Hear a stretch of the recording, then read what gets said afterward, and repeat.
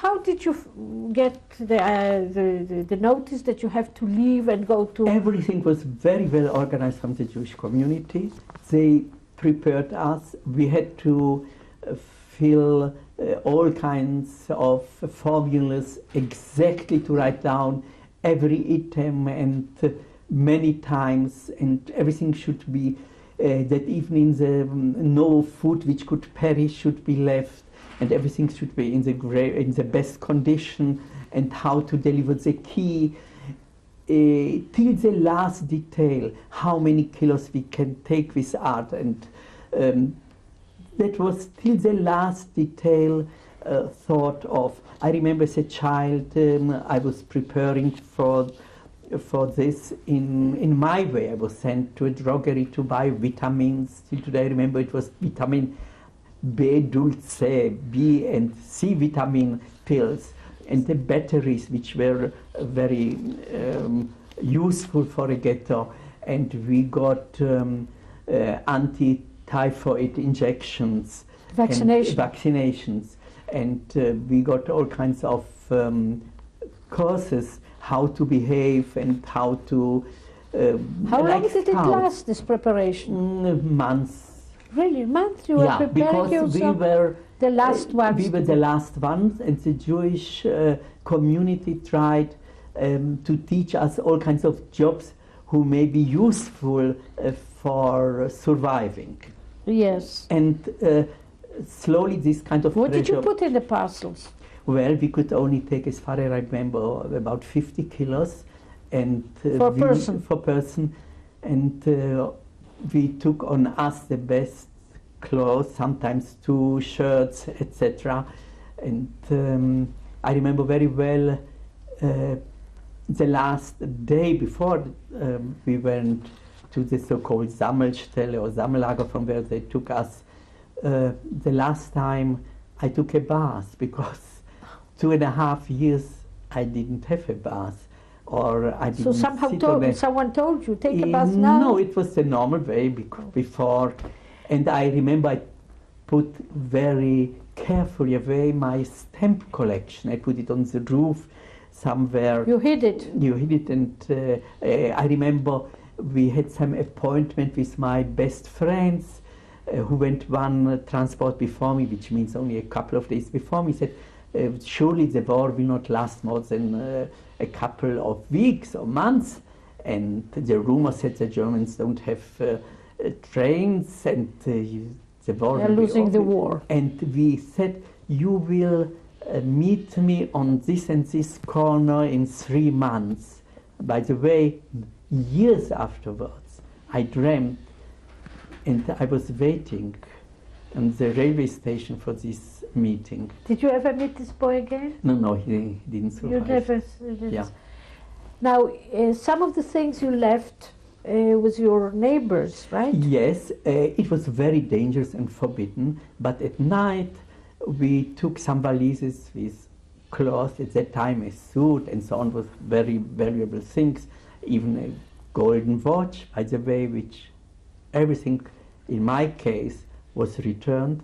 I remembered This is fantastic. I remember that my neighbor, who was a very religious man, Baal Shoah, he hid the Sefer Torah. He had a real Sefer with Torah. With some checks. And he hid it somewhere, and I remembered it, and his son survived, and I told him where the Sefer Torah is, and he found it there and could take it. And you also got back your golden watch after the war? Yeah, it was a milkman, a very simple man who lived outside Ostrava, and after the war I remembered exactly his name and the address, and he gave it to me without any that's a beautiful story. But I knew, of course, that to many others it didn't happen. Yes.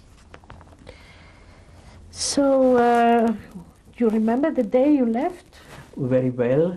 I remembered it. It was the autumn, in the 8th month, I think, September, I think. 1942. 1942. And we came to a place, and the atmosphere was horrible, because the very first time in my life I could somehow feel the helplessness, and old people, and suddenly you are in a place with hundreds of other peoples and crying and shouting, and then somebody said this and this man committed suicide. It was my former head of our school, Mr. Robinson, I remember. And then I remember shortly before I visited the headmistress of our school. She was Mrs. Ziffer. She was a very old, in my eyes at that time, an old lady, and she was living in at that time before the deportation from Mährisch Ostrau in an old parents' home or something, and it was so shocking for me.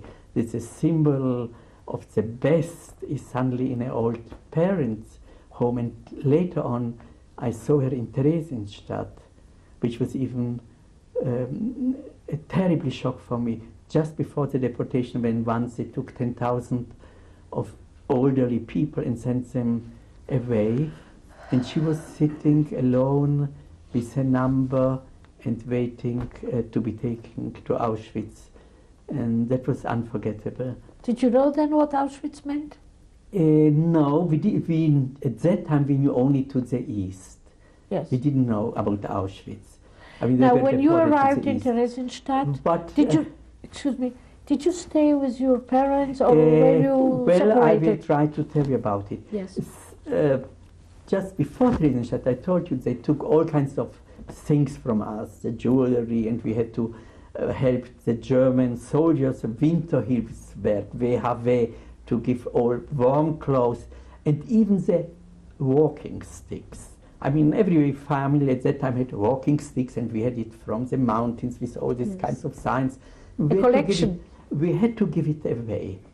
And these walking sticks, somehow, I had very well in memory because I met them again in many other places, in Auschwitz and even the crematorium. But now we gave everything away, and the transport came, and we came to this place, and we had to give away our personal identification card or whatever we had, and it was stamped liquidated. And I don't know if they took it away, but anyhow, the stamp I remember, liquidated.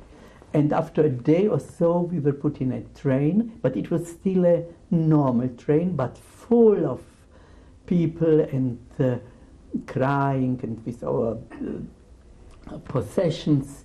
And I remember even as S-men came, and somebody got a kind of flick because he didn't stood up in the first minute. But it was a normal train. It was still a normal train, and we had still some food on the way. And when we arrived to Theresienstadt, we arrived to a little village before Theresienstadt, Bohušovice, and then our luggage was taken away, and of course, and all the luggage was signed with the transport number. Mine was BL 214, and they said, "Don't worry, you will get it."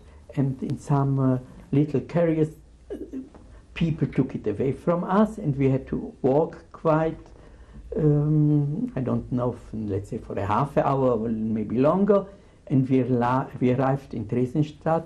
Then we knew this building was called Magdeburger Kaserne. That was the Schleuse, that was the place where they put us in. They took and controlled all our possession, I mean the ones we had, but we really got the other parcels. You got them back? We got them back, and only some things they took out. It was a way of luck, but more or less we got them back, and we came to a huge barrack. Later on we knew that it's the central barrack where all the high offices were, and we, at least my family, came to a roof of this barrack. It was in a horrible condition. To the roof? The roof. It was overcrowded, filthy, and people were sitting on the floor, of course. And the language was such a strange Austrian language from the time of the First World War, words which I never knew or heard before, Ubikationen, which means rooms or Toilets. toilets, all kinds of strange names and things which we were not used to. Or suddenly we saw German Jews, blind people who had a yellow kind of strip with 3 black circles, which was a sign for blind people. It wasn't in Czechoslovakia. And for a child of just bar mitzvah, everything was new.